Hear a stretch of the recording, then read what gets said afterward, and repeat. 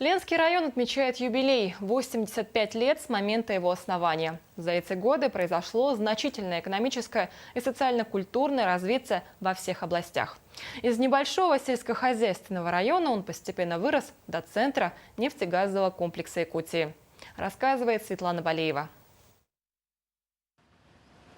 Сегодня Ленский район является одной из важнейших отметок на карте Якутии. За 85 лет происходило значительное экономическое и социально-культурное развитие района. Он прирастал новыми жителями, улучшался внешний облик его населенных пунктов. Неизменным осталось только стабильное развитие и движение к намеченным перспективам. Из небольшого сельскохозяйственного района он постепенно вырос до центра нефтегазового комплекса Якутии. 85 лет. Для человеческой жизни много. Для истории района совсем небольшой срок, но без людей нет и истории.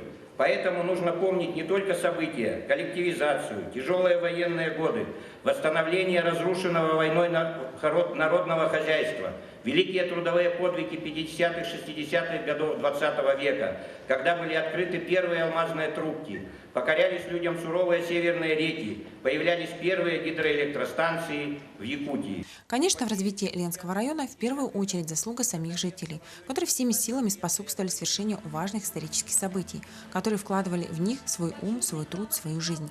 После выступления Василий Лукьянцев наградил знаками отличия жителей района. В завершении официальной части состоялся концерт, в котором приняли участие все творческие коллективы города. Светлана Балеева для Республиканского радио из Ленска.